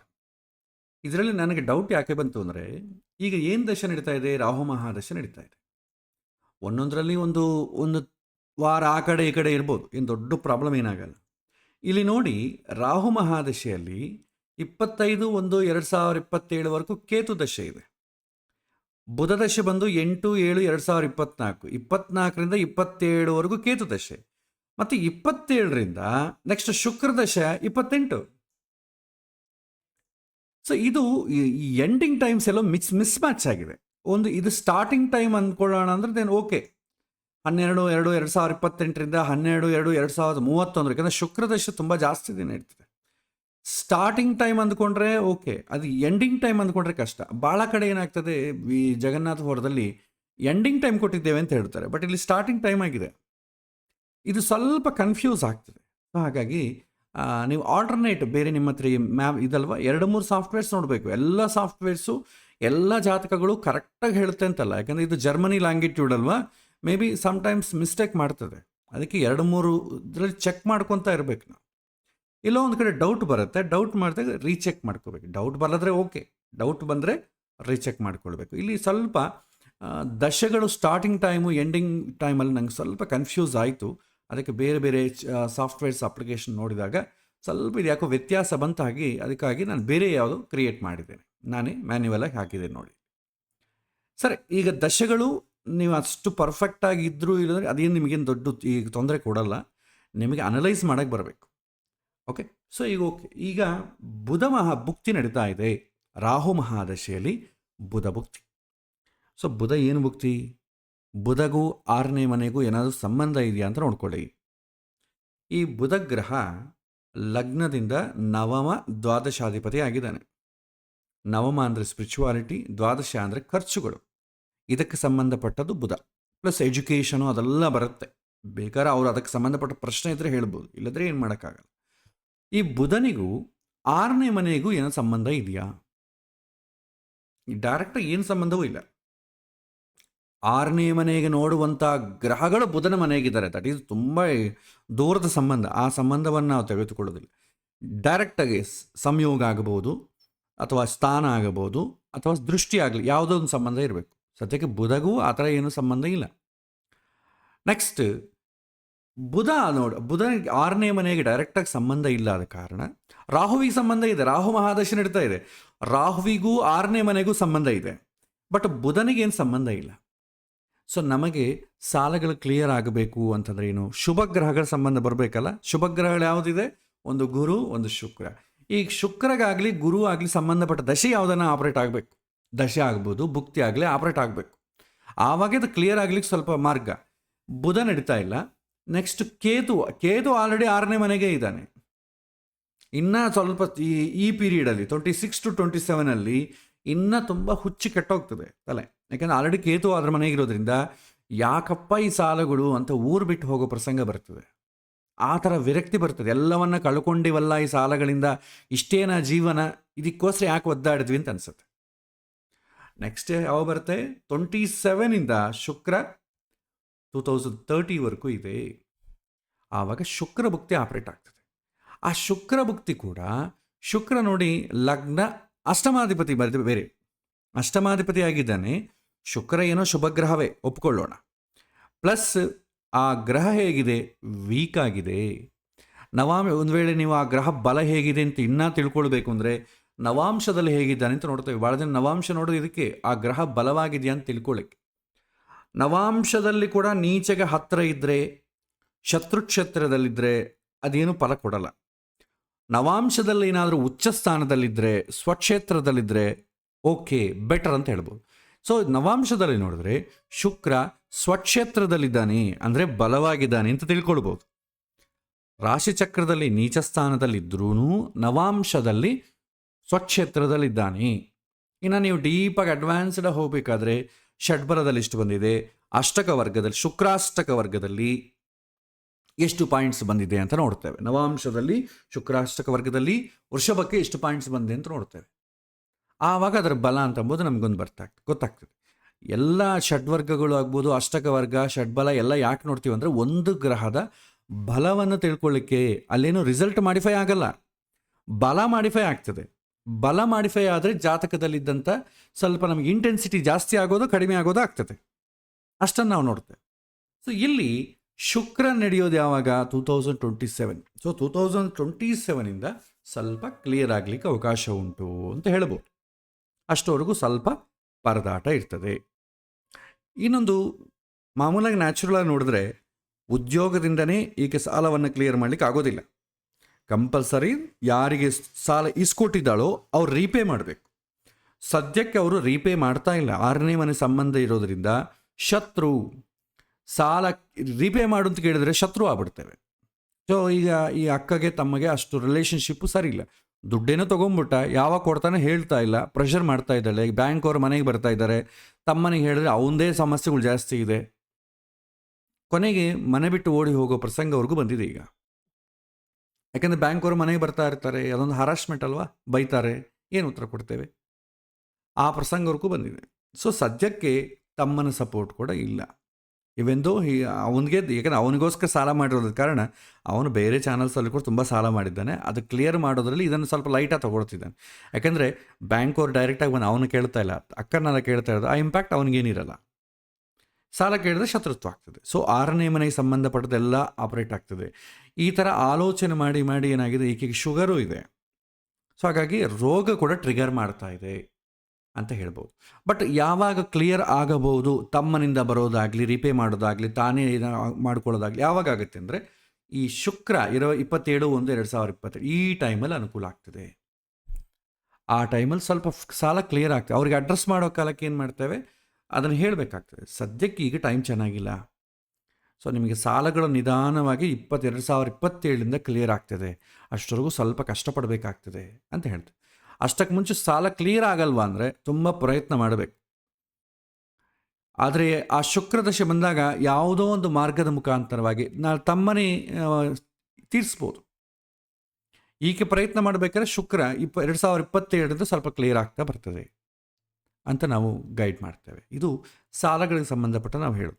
ಉದ್ಯೋಗಕ್ಕೆ ಸಂಬಂಧಪಟ್ಟದ್ದು ಆಲ್ರೆಡಿ ಉದ್ಯೋಗ ಇದೆ, ಇನ್ನೆಷ್ಟು ಮಾಡ್ರೂ ದೊಡ್ಡ ಉದ್ಯೋಗ ಏನು ಬರಲ್ಲ, ಬೇಸಿಕ್ ಉದ್ಯೋಗ ಮಾಡಿಕೊಳ್ಬಹುದು ಅಂತ ಹೇಳ್ಬೋದು. ನೆಕ್ಸ್ಟ್ ಥರ್ಡ್ ಕ್ವಶನ್ ಅಂತಂದರೆ, ನನಗೆ ಒಳ್ಳೆ ಟೈಮ್ ಯಾವಾಗ ಬರುತ್ತೆ? ಇದು ಡೈರೆಕ್ಟ್ ಕ್ವಶನ್ ಅಲ್ಲ. ಅವ್ರ ಪ್ರಕಾರ ಒಳ್ಳೆ ಟೈಮ್ ಅಂತಂದರೆ ಸಾಲಗಳೆಲ್ಲ ಯಾವಾಗ ಕ್ಲಿಯರ್ ಆಗುತ್ತೆ ಅಂತ ಅರ್ಥ ಅಷ್ಟೇ. ಯಾಕಂದರೆ ಈಗ ಆಲ್ರೆಡಿ ಏನು ಸಮಸ್ಯೆ ಫೇಸ್ ಮಾಡ್ತಿದ್ದಾರೆ, ಅದರಿಂದ ಹೊರಗೆ ಯಾವಾಗ ಬರ್ತೀನಿ ಅಂತ ಅರ್ಥ. ಅದಕ್ಕೆ ನಾವೇನು ಮಾಡ್ತೇವೆ, ಈ ಡೆಬ್ಟ್ಸ್ ಯಾವಾಗ ಕ್ಲಿಯರ್ ಆಗ್ತದೋ ಆವಾಗೇ ಗುಡ್ ಟೈಮ್ ಬರೋದು. ಅಷ್ಟವರೆಗೂ ಗುಡ್ ಟೈಮ್ ಏನು ಬರಲ್ಲ. ಸೊ ಅದೇನಾಗ್ತದೆ, ಈ ಡೆಬ್ಟ್ಸ್ ಎಲ್ಲ ಕೂಡ ಸಾಲಗಳೆಲ್ಲ ಕ್ಲಿಯರ್ ಆಗೋ ಸಮಯ ಯಾವುದು? 2027 ನೀವು ಆಬ್ವಿಯಸ್ಲಿ ಅದನ್ನೇ ಹೇಳ್ಬೋದು. ಸೊ ನಿಮಗೆ ಸ್ವಲ್ಪ 2027 ಟೈಮ್ ಚೆನ್ನಾಗಿರುತ್ತೆ, ಯಾಕೆಂದರೆ ಸಾಲಗಳು ಕ್ಲಿಯರ್ ಆಗ್ತಾ ಹೋಗ್ತದೆ ಅಂತ ಹೇಳ್ತೇವೆ.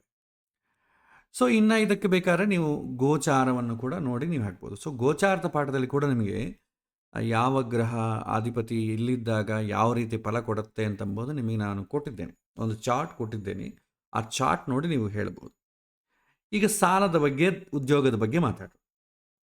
ಉದ್ಯೋಗದ ಬಗ್ಗೆ ನಾವು ನೋಡಿದ್ರೆ ದಶಮಾಧಿಪತಿಯಾದಂಥ ಚಂದ್ರ ಗೋಚಾರದಲ್ಲಿ ಜನ್ಮರಾಶಿಯಿಂದ ಸಪ್ತಮ ಸ್ಥಾನದಲ್ಲಿದೆ ಅಲ್ವಾ? ಸೊ ಒಂದು ನಿಮಿಷ ಚೆಕ್ ಮಾಡ್ತೇನೆ. ಓಕೆ. ಸೊ ಇದು ಟೈಮ್ ಸ್ವಲ್ಪ ವ್ಯತ್ಯಾಸ. ಈ ಗ್ರಹ ಎಂಡಿಂಗ್ ಡಿಗ್ರಿಲಿದೆ, ಇಲ್ಲಿ ಬರುತ್ತೆ ಆ್ಯಕ್ಚುಲಿ. ಚಂದ್ರ ಆದ ಕಾರಣ ಗೋಚಾರದಲ್ಲಿ ರೊಟೇಟ್ ಆಗ್ತಾ ಇರ್ತಾನೆ 2 ದಿನಕ್ಕೊಮ್ಮೆ. ಓಕೆ. ಸೊ ಇಲ್ಲಿ ನಾನು ಸಪ್ತಮ ಸ್ಥಾನ ಅಂತ ಹಾಕಿದ್ದೀನಿ. ಸೊ ಜಾತಕದಲ್ಲಿ ದಶಮಾಧಿಪತಿ ಯಾರಾಗ್ತಾರೆ? ಚಂದ್ರ ಗೋಚಾರದಲ್ಲಿ ಜನ್ಮರಾಶಿಯಿಂದ ಅವರ ಪ್ರಶ್ನೆ ಕೇಳಿದ ಸಮಯದಲ್ಲಿ ಸಪ್ತಮದಲ್ಲಿದ್ದಾನೆ. ಸಪ್ತಮದಲ್ಲಿದ್ದಾಗ ಏನಾಗ್ತದೆ? ಗುಡ್. ಆ ಗುಡ್ ಕೂಡ ಏನು, 2 ದಿನವೇ ಚಂದ್ರ ಬದಲಾಗ್ತಾನೆ ಇರ್ತಾನೆ. ಇವತ್ತು ಚೆನ್ನಾಗಿದ್ರೆ ನಾಳೊಂಥರ ಇರುತ್ತೆ, ಹೀಗೆ ಬದಲಾಗ್ತಾ ಇರುತ್ತೆ.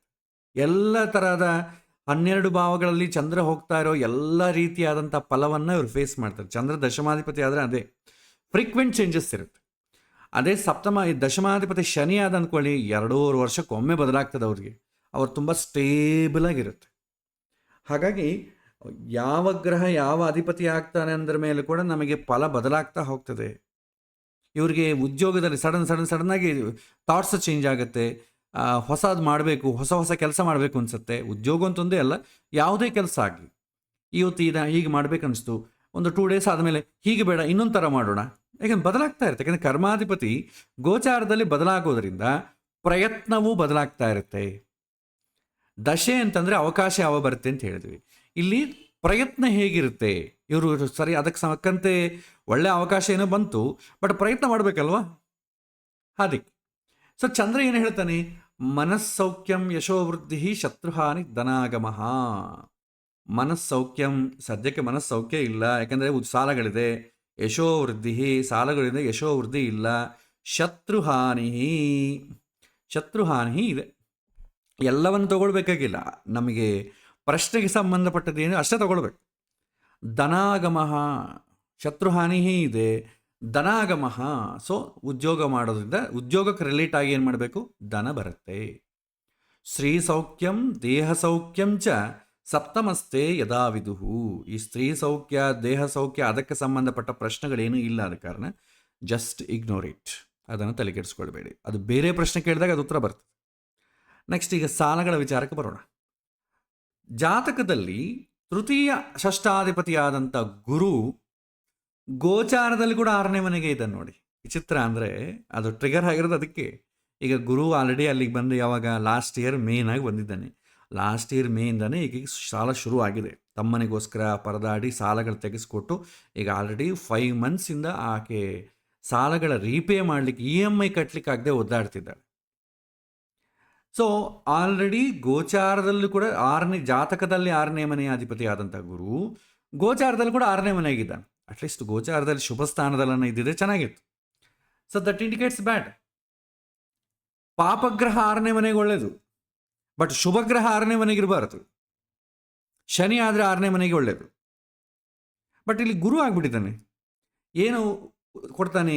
ದಾರಾ ಪುತ್ರ ವಿರೋಧಂಚ, ಹೆಂಡತಿ ಅಥವಾ ಗಂಡ ಮಕ್ಕಳ ವಿರೋಧ. ಸ್ವಜನೈಹಿ ಕಲಹಂ ಸದಾ, ಇದು ಅಂಡರ್ಲೈನ್ ಮಾಡ್ಕೊ. ಸ್ವಜನಗಳಂದ್ರೆ ಯಾರು? ತಮ್ಮ ಅಥವಾ ಬಂಧು ಬಳಗ, ಸಾಲ ಇಟ್ಕೊಟ್ಟವರು ಇವರೆಲ್ಲ. ಯಾಕಂದರೆ ತುಂಬ ಆಪ್ತಾರೆ ಎಲ್ಲ ದುಡ್ಡು ಕೊಡ್ತಾರೆ, ಅವ್ರ ಜೊತೆ ಎಲ್ಲ ಕಲಹಗಳಾಗ್ತದೆ. ವ್ರಣ ಚೋರಾಗ್ನಿ ಭೀತಿ ಸ್ಯಾದ್. ವ್ರಣ ಅಂದರೆ ಏನೋ ಒಂದು ಗಾಯಗಳು, ಚೋರಾಗ್ನಿ ಚೋರ ಕಳ್ಳತನ, ಅಗ್ನಿ ಒಂದು ರಕವಾದಂಥ ಅಗ್ನಿ ಅಂತ ಭಯ ಅಲ್ವಾ? ಅಗ್ನಿ ಅಂತ ನಾವು ಭಯ ಅಂತ ತಗೊಳ್ಬೇಕು, ಬೆಂಕಿ ಬೀಳುತ್ತೆ ಅಂತ ಅರ್ಥ ಅಲ್ಲ. ಮನಸ್ಸು ಮೇಲೆ ಬೆಂಕಿ ಬಿದ್ದಿದೆ ಆಲ್ರೆಡಿ. ಸೊ ಭೀತಿ ಸ್ಯಾತ್ ಅಂದರೆ ಏನು? ಭಯ. ಗುರೋ ಷಷ್ಠಗತೆ ಫಲಂ. ಗುರು 6ನೇ ಮನೆಗಿದ್ದರೆ ಈ ರೀತಿಯಾದ ಫಲವನ್ನು ಕೊಡ್ತಾನೆ. ಈಗ ಆಲ್ರೆಡಿ ಭೀತಿ, ವ್ರಣ, ಮಾನಸಿಕವಾದ ವ್ರಣ ಆಗಿದೆ, ಮನಸ್ಸಿಗೆ ನೋವು. ಚೋರ, ಮಾನಸಿಕವಾಗಿ ಈ ಸಂತೋಷವನ್ನು ಎಲ್ಲ ಕಿತ್ತುಕೊಂಡು ಹೋಗಿದ್ದಾರೆ. ಒಂದು ರೀತಿ ಹಣವನ್ನು ತಮ್ಮನಿಗೆ ಇಸ್ಕೊಟ್ಟಿರೋದ್ರಿಂದ ತಮ್ಮ ರೀಪೇ ಮಾಡ್ತಾ ಇಲ್ಲ ಅಂತೇನು ಅಂದರೆ ಏನು? ಒಂಥರ ಚೋರದ ದುಡ್ಡು ಕಳ್ತನ ಮಾಡಿಕೊಂಡವ್ರು ಯಾವ ರೀತಿ ಇದೆಯೋ ಅದೇ ಥರದ ಸಿಂಪ್ಟಮ್ ಇರುತ್ತೆ. ಭೀತಿ, ಭಯ ಆಗ್ತಾ ಇದೆ. ಯಾವಾಗ ಬಂದು ಬ್ಯಾಂಕವ್ರು ಬಂದು ದಾಳಿ ಮಾಡ್ತಾರೋ ಭಯ ಆಗ್ತಾ ಇದೆ. ಇದು ಸದ್ಯಕ್ಕೆ ಆಗ್ತಾ ಇರೋದು. ಈ ಗುರು ನೆಕ್ಸ್ಟು ಒಳ್ಳೆ ಫಲ ಯಾವಾಗ ಕೊಡ್ತಾನೆ ಅಂತಂದರೆ ಸಪ್ತಮಕ್ಕೆ ಬರಬೇಕು. ಈ ಗುರು ಈಗ ಸದ್ಯಕ್ಕೆ ಜನ್ಮರಾಶಿಯಿಂದ 6ನೇ ಮನೆಗಿದ್ದಾನೆ. ಈ ಗುರು ಇಲ್ಲಿ ಬರಬೇಕು. ಯಾವಾಗ ಬರ್ತಾನೆ? ಮೇ ತಿಂಗಳ ನಂತರ ಬರ್ತಾನೆ. ಸೊ ಮೇ ತಿಂಗಳ ನಂತರ ಗುರು ಅಲ್ಲಿಗೆ ಬರೋದ್ರಿಂದ ಈಕೆಗೆ ಸ್ವಲ್ಪ ಉಪಶಮನ ಆಗ್ತದೆ ಸಾಲದ ವಿಚಾರದಲ್ಲಿ ಅಂತ ಹೇಳ್ಬೋದು. ಮೇ ಬಿ ಅವ್ರ ತಮ್ಮ ಏನಾದರೂ ಸ್ವಲ್ಪ ದುಡ್ಡು ಕಳಿಸಿ ಅದು EMIನ ಕ್ಲಿಯರ್ ಮಾಡು ಅಂತ ಹೇಳ್ಬೋದೇನು. ಬದಲಾಗೋದ್ರಿಂದ. ಸೊ ಆ ಬದಲಾಗೋದನ್ನ ನಾವು ನೋಡ್ಬೋದು. ನಿಮಗೆ ನಾನು ಕೊಟ್ಟಿದ್ದೀನಿ, ಆ ಚಾರ್ಟೆಲ್ಲ ಕೊಟ್ಟಿದ್ದೀನಿ. ಆ ಚಾರ್ಟಲ್ಲಿ 7ನೇ ಮನೆಗೆ ಹೋದರೆ ಏನಾಗುತ್ತೆ ಅಂತ ನೋಡಿ, ಆವಾಗ ಫಲ ಹೇಳ್ಬೋದು. ನಮಗೆ ಜಾತಕ ನೋಡೋ ಕಾಲಕ್ಕೆ ಯಾರೋ ಜಾತಕ ಡೈರೆಕ್ಟಾಗಿ ಬಂದು ಕೂತು ಬಿಡ್ತಾರೆ, ಡೈರೆಕ್ಟಾಗಿ ನಾವು ಹೇಳಬೇಕು. ಇದೆಲ್ಲ ಕೂಡ ತಲೆಗಿದ್ದರೆ ನಾವು ಇಮಿಡಿಯೇಟ್ಲಿ ಹೇಳ್ಬೋದು. ಎಲ್ಲ ಪುಸ್ತಕದಲ್ಲಿ ಇದ್ರೆ ಕಾರಣ ನಮಗೆ ಹೇಳೋಕ್ಕಾಗಲ್ಲ. ಸೊ ಅಟ್ಲೀಸ್ಟ್ ಒಂದು ಶೀಟಲ್ಲಿ ಇಟ್ಟುಕೊಂಡು ನಾವು ನೋಡಬೇಕಾಗತ್ತೆ. ಸೊ ಯಾವ ಸಮಯದಲ್ಲಿ ಗುರು ಒಳ್ಳೆ ಪ್ಲೇಸ್ಮೆಂಟಿಗೆ ಬಂದರೆ ಏನಾಗ್ತದೆ ಅಂತ ಹೇಳಬೇಕಾಗ್ತದೆ. ಸೊ ಹೀಗೆ ಇನ್ನು ಓವರಾಲ್ ಟೈಮ್ ಹೇಳಬೇಕು ಅಂತಂದರೆ ಇನ್ನೊಂದು ಮಾರ್ಗ ಏನಂತಂದರೆ, ಗುರುಬಲ ಯಾವ ಬರುತ್ತೆ ಅಂತ ನೋಡ್ಕೊಳ್ಳಿ. ಗುರುಬಲ ಚೆನ್ನಾಗಿರಬೇಕು, ಶನಿ ಅನುಕೂಲವಾದಂಥ ಪ್ಲೇಸ್ಮೆಂಟಲ್ಲಿ ಇರಬೇಕು. ಸೊ ಗುರು ಏನೋ ಬಂದ್ಬಿಡ್ತಾನೆ, ಸಪ್ತಮ ಸ್ಥಾನಕ್ಕೆ ಮೇಯಿಂದ ಬಂದ್ಬಿಡ್ತಾನೆ. ಆದರೆ ಮಾರ್ಚ್ ತಿಂಗಳಲ್ಲಿ ಶನಿ ಅಂತಬ್ಬನು 4ನೇ ಮನೆ ಟ್ರಾನ್ಸಿಟ್ ಆಗ್ತಾನೆ. ಏಪ್ರಿಲ್ನಾಗೆ ರಾಹು 3ನೇ ಮನೆ ಟ್ರಾನ್ಸಿಟ್ ಆಗ್ತಾನೆ. ರಾಹು ಏನೋ ಒಳ್ಳೆಯದಕ್ಕೆ ಹೋಗ್ತಾನೆ, ಶನಿ ಕೆಟ್ಟದ್ದು. ಸೊ ಮಾರ್ಚ್ ನಂತರ ಏನಾಗ್ತದೆ, ಶನಿ ಅಲ್ಲಿರೋದ್ರಿಂದ ಸ್ಥಾನ ಚಲನ, ಜನ್ಮರಾಶಿಯಿಂದ ಶನಿ ಏನಾದರೂ 4ನೇ ಮನೆಗೆ ಬಂದರೆ ಭಾಳಷ್ಟು ಜನಕ್ಕೆ ಸ್ಥಾನ ಚಲನ, ಉದ್ಯೋಗ ಚಲನ ಆಗ್ತದೆ, ಇಂಟರ್ನಲ್ ಟ್ರಾನ್ಸ್ಫರ್ಸ್ ಆಗ್ತದೆ, ಮನೆ ಚೇಂಜ್ ಮಾಡೋದು ಇದೆಲ್ಲ ಆಗ್ತದೆ. ಶನಿ ಏನಾದರೂ ವೀಕ್ ಆಗಿದ್ರೆ ಇನ್ನೂ ಕಷ್ಟ.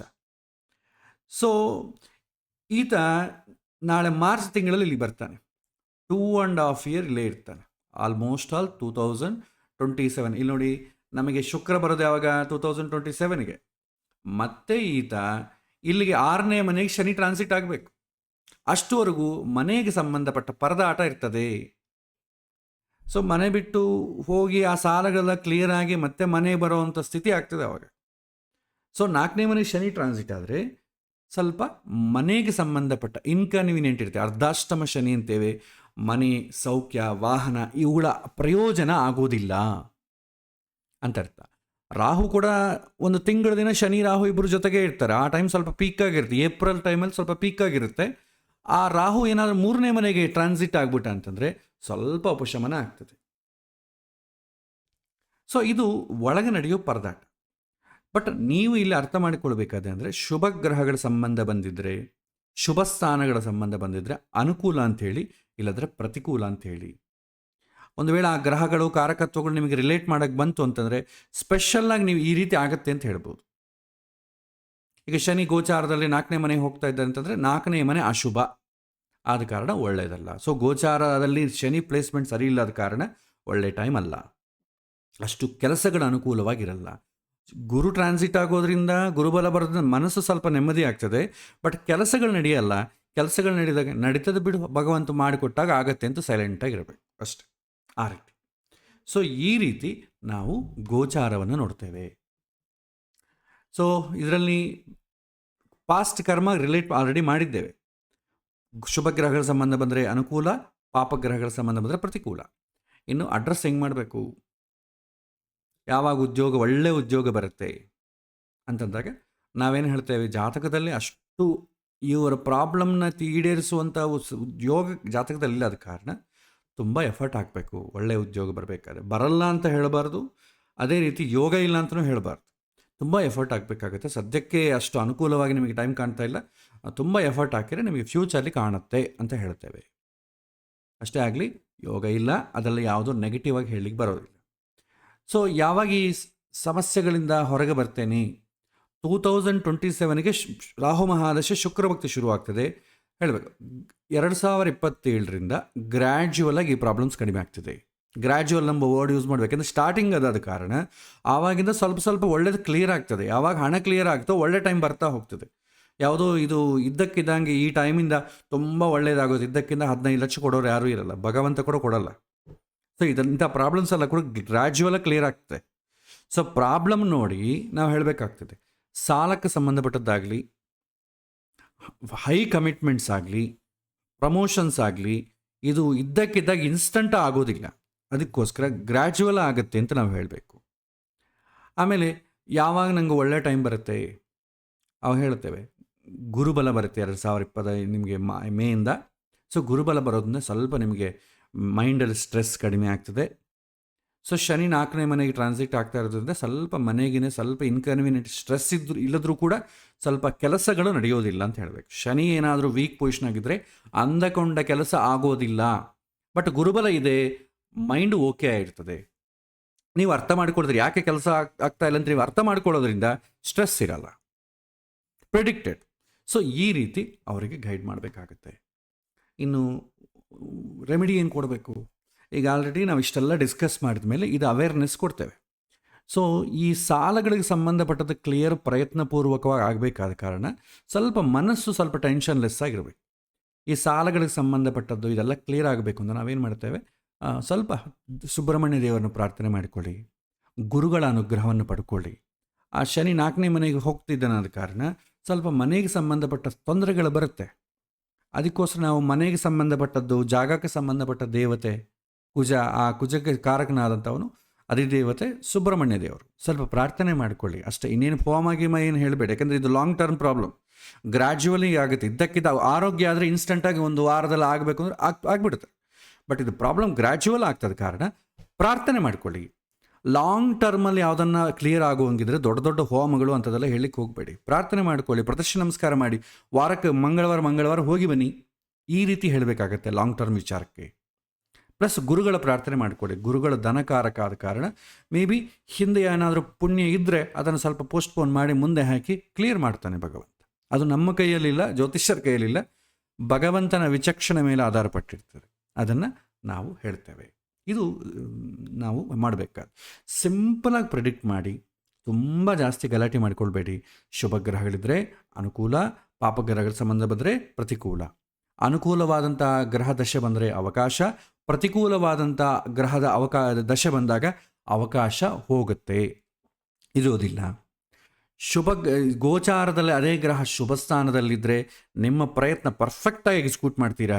ಗೋಚಾರದಲ್ಲಿ ಅನುಕೂಲ ಇಲ್ಲ ಅಂದರೆ ನಿಮ್ಮ ಪ್ರಯತ್ನ ಸರಿಯಾಗಿ ಎಕ್ಸಿಕ್ಯೂಟ್ ಮಾಡಲಿಕ್ಕೆ ಆಗೋದಿಲ್ಲ. ಇಷ್ಟು ತಿಳ್ಕೊಂಡ್ರೆ ಸಾಕು. ಉಳಿದದ್ದು ಬೇಕಾದರೆ ನೀವು ಆ ಗ್ರಹಗಳು ಏನು ಕಾರಕತ್ವ ಅದೆಲ್ಲ ಹಾಕಿ ಬೇಕಾದ್ರೆ ಮಸಾಲಗಳೆಲ್ಲ ಮತ್ತೆ ಹಾಕ್ಬೋದು. ಬಟ್ ಮಸಾಲ ಇಲ್ಲದೆ ನೀವು ಕರೆಕ್ಟಾಗಿ ಹೇಳಬೇಕಾದ್ರೆ ಇಷ್ಟೇ. ಇದನ್ನು ನೀವು ಸ್ವಲ್ಪ ಇನ್ಕ್ರೀಸ್ ಮಾಡ್ಕೊತ, ನಾಲೆಡ್ಜ್ ಇನ್ಕ್ರೀಸ್ ಮಾಡ್ಕೊತ, ಆ ಕಾರಕತ್ವ ಗ್ರಹ ಇನ್ನೊಂದು ನೋಡ್ರಿ ಏನಾಗುತ್ತೆ, ಆ ಸಾಲದಲ್ಲಿ ಬರುವಂಥ ಸಮಸ್ಯೆ ಅಂತ ಹೇಳಿದ್ವಲ್ಲ, ಸಮಸ್ಯೆ ಯಾವ ರೀತಿ ಬರುತ್ತೆ ಆ ವರ್ಣನೆ ಮಾಡಬೇಕಾದ್ರೆ ನೀವು ಇನ್ನೂ ಡೀಪಾಗಿ ಹೋಗ್ಬೋದು. ಉದ್ಯೋಗ, ಒಳ್ಳೆ ಉದ್ಯೋಗ ಸಿಗಬೇಕಾದ್ರೆ, ಈ ರಿಕ್ವೈರ್ಮೆಂಟ್ ಸಿಗೋದು, ಯಾವ ಥರ ಉದ್ಯೋಗ ಮಾಡಬೇಕು ವರ್ಣನೆ ಮಾಡಬೇಕಾದ್ರೆ ನೀವು ಡೀಪಾಗಿ ನೋಡಿ. ಸದ್ಯಕ್ಕೆ ಈ ವಿಷಯ ಅಡ್ರೆಸ್ ಮಾಡಬೇಕಾದ್ರೆ ಇಷ್ಟಕ್ಕಿಂತಲೂ ಜಾಸ್ತಿ ನೋಡೋದು ನೀವಿನ್ನ ಸ್ವಲ್ಪ ಇನ್ನೂ ಡೀಪಾಗಿ ಹೋಗಿ ಅವ್ರಿಗಿನ್ನ ಸ್ವಲ್ಪ ಮಾರ್ಗದರ್ಶನ ಜಾಸ್ತಿ ಮಾಡ್ತೀರಿ ಅಂತಂದರೆ ನೀವು ಡೀಪಾಗಿ ಹೋಗಿ. ಬಟ್ ಇಷ್ಟು ಬೇಸಿಕ್ಸ್ ನೋಡಿದ್ರೇ ನಿಮ್ಗೊಂದು ಕ್ಲಾರಿಟಿಯಾಗಿ ಕೊಟ್ಬಿಡ್ಬೋದು. ಇದರಲ್ಲಿ ಏನೂ ಮಾಡಿಫಿಕೇಶನ್ ಆಗಲ್ಲ, ಸ್ವಲ್ಪ ಮಸಾಲ ಆ್ಯಡ್ ಮಾಡ್ಬೋದು ಅಷ್ಟೇ. ಸೊ ಇದು ಇವತ್ತಿನ ಅಭ್ಯಾಸದ ಪಾಠ. ನಂತರ ನೆಕ್ಸ್ಟ್ ಬ್ಯಾಚ್ ವಿಚಾರದಲ್ಲಿ 1-2 ನಿಮಿಷ ಮಾತಾಡ್ತೇನೆ. ಸೊ ಸಮಯ ನೋಡಿದರೆ ನಾವು ಈ ಅಡ್ವಾನ್ಸ್ಡ್ ಕ್ಲಾಸಸ್ ಎಲ್ಲ ಕೂಡ ಪ್ರತಿ ಭಾನುವಾರ ಬೆಳಗ್ಗೆ ಮಾಡ್ತಾಯಿದ್ವಿ. ಇದು ಅಡ್ವಾನ್ಸ್ಡ್ ಕ್ಲಾಸ್ ಅಂತಲ್ಲ, ನಾವು ಸುಮಾರು 1-2 ವರ್ಷದಿಂದ 7ವರೆಗೆ ಕಂಟಿನ್ಯೂ ಮಾಡ್ತಾ ಹೋಗ್ತಾ ಇದ್ದೇವೆ. ಈಗ ನೆಕ್ಸ್ಟ್ 18ನೇ ತಾರೀಕಿಂದ ಹೊಸ ಬ್ಯಾಚ್ ಶುರು ಆಗ್ತದೆ. ಅದು ಹಾಗೆ ಯಥಾ ರೀತಿ ಇದೇ ಪ್ಲೇಸಲ್ಲಿ ಕಂಟಿನ್ಯೂ ಆಗೋದ್ರಿಂದ ಅಡ್ವಾನ್ಸ್ಡ್ ಕ್ಲಾಸಸ್ ವಿಚಾರ ಪ್ಲಸ್ ಪ್ರಾಕ್ಟೀಸ್ ಕ್ಲಾಸಸ್ ವಿಚಾರ ಸಮಯ ಬದಲಾಗ್ತದೆ. ಇದು ಪ್ರತಿ ಶನಿವಾರ ರಾತ್ರಿ 8 ಗಂಟೆಯಿಂದ 9 ಗಂಟೆವರೆಗೂ ಈಗ ನಡೀತಾ ಇರುವಂಥ ಅಡ್ವಾನ್ಸ್ಡ್ ಕ್ಲಾಸಸ್ ಎಲ್ಲ ರಾತ್ರಿ ಇರ್ತದೆ. ಸೊ ಇವತ್ತು ನಾವೇನು ಮಾಡಿದ್ದೇವೆ, ಇದೇ ಕ್ಲಾಸು ನೆಕ್ಸ್ಟ್ ವೀಕಿಂದ ನೈಟ್ ಇರ್ತದೆ, ನೈಟ್ 8 o'clock ಇರ್ತದೆ. ಸಮಯ ಇದ್ದವರು ಪಾರ್ಟಿಸಿಪೇಟ್ ಡೈರೆಕ್ಟಾಗಿ ಮಾಡಿ, ಯಾರಿಗೆ ಸಮಯ ಇಲ್ಲವೋ ಆ ಟೈಮಲ್ಲಿ ಪಾರ್ಟಿಸಿಪೇಟ್ ಮಾಡೋಕ್ಕಾಗಲ್ವೋ, ಯೂಶ್ವಲಿ ಸಾಟರ್ಡೇ ಆದ ಕಾರಣ ಆಫ್ ಡೇ ಸ್ವಲ್ಪ ಜನಕ್ಕೆ ಇರುತ್ತೆ, ಸ್ವಲ್ಪ ಜನಕ್ಕೆ ಇರೋದಿಲ್ಲ. ಯಾರಿಗೆ ಅವಕಾಶ ಇದೆ ಅವರು ಡೈರೆಕ್ಟಾಗಿ ಪಾರ್ಟಿಸಿಪೇಟ್ ಮಾಡಿ, ಯಾರಿಗೆ ಅವಕಾಶ ಇರೋದಿಲ್ಲ ಜಸ್ಟ್ ರೆಕಾರ್ಡೆಡ್ ಸೆಷನ್ ನೋಡಿಕೊಂಡು ನೀವು ಪ್ರಶ್ನೆಗಳನ್ನು ಕೇಳಿದ್ರೆ ಆ ಪ್ರಶ್ನೆಗಳನ್ನೆಲ್ಲ ಕಲೆಕ್ಟ್ ಮಾಡಿ ಒಂದು ಕ್ಲಾಸಲ್ಲಿ ನಾನು ಅದನ್ನು ಕ್ಲಿಯರ್ ಮಾಡಬಲ್ಲೆ. ಸೊ ಇದನ್ನು ನೀವು ಗಮನದಲ್ಲಿ ಇಟ್ಕೊಳ್ಳಿ. ನೆಕ್ಸ್ಟ್ ವೀಕಿಂದ ಈಗ ನಡೀತಾ ಇರುವಂಥ ಅಡ್ವಾನ್ಸ್ಡ್ ಬ್ಯಾಚ್ ಏನಿದೆ, ಈ ಬ್ಯಾಚು ರಾತ್ರಿ 8 ಗಂಟೆಯಿಂದ ಇರ್ತದೆ. ಅದೇ ರೀತಿ ನೆಕ್ಸ್ಟ್ ವೀಕಿಗೆ ಮಾತ್ರ ಸ್ವಲ್ಪ ಬದಲಾವಣೆ ಏನಂತಂದರೆ, ಈ ಮನಃಶಾಸ್ತ್ರ ಮತ್ತು ಹೊಸ ಬ್ಯಾಚ್ ಇದೆರಡು ಸ್ವಲ್ಪ ಬದಲಾವಣೆ ಆಗ್ತದೆ. 18ಇಂದ ಹೊಸ ಬ್ಯಾಚ್ ಶುರು ಆಗುತ್ತೆ ಅಂತ ಘೋಷಣೆ ಮಾಡಿಬಿಟ್ಟಿರೋದ್ರಿಂದ ಹೊಸ ವಿದ್ಯಾರ್ಥಿಗಳನ್ನ ಕನ್ಫ್ಯೂಸ್ ಮಾಡಬಾರ್ದಾದ ಕಾರಣ ಅವರಿಗೆ 18ನೇ ತಾರೀಕು ಶನಿವಾರ ಆಗಿದೆ, ಅವತ್ತೇ ಹೊಸ ಬ್ಯಾಚ್ ಜ್ಯೋತಿಷದ ಬ್ಯಾಚ್ ಶುರುವಾಗ್ತದೆ. ನೆಕ್ಸ್ಟ್ ನಂತರ ಫರ್ದರ್ ಕ್ಲಾಸಸ್ ಏನಿದೆ 25ನೇ ತಾರೀಕಿಂದ ಫರ್ದರ್ ಕ್ಲಾಸಸ್ಸು ಯಥಾ ರೀತಿ ಜ್ಯೋತಿಷ್ಯ ಅಂತಂದರೆ ಭಾನುವಾರ 7:30, ಮನಃಶಾಸ್ತ್ರ ಅಂತಂದರೆ ಶನಿವಾರ 7:30. ಇದರ ಜೊತೆ ಈ ಬಾರಿ ತೆಲುಗು ಲ್ಯಾಂಗ್ವೇಜಲ್ಲಿ ಹೊಸ ಬ್ಯಾಚ್ ಶುರು ಆಗ್ತಾ ಇದೆ. ಅವರಿಗೆ ಭಾನುವಾರ ರಾತ್ರಿ 8 ಗಂಟೆಗೆ ಶುರು ಆಗ್ತದೆ. ಸೊ ಇದು ನೆನಪಿನಲ್ಲಿಟ್ಟುಕೊಳ್ಳಿ. ಮತ್ತು ಫರ್ದರ್ ಕ್ವಶನ್ಸ್ ಏನಾದರೂ ಇದ್ದರೆ ಇವತ್ತಿನ ಪಾಠದ ಮೇಲೆ ನೀವು ಇದನ್ನು ಕೇಳ್ಬೋದು. ಸೊ ಇವತ್ತಿನ ಪಾಠ ನಾನು ಇಲ್ಲಿಗೆ ಕಂಪ್ಲೀಟ್ ಮಾಡ್ತಾ ಇದ್ದೇನೆ. ಶ್ರೀಕೃಷ್ಣ ಅರ್ಪಣಮಸ್ತು.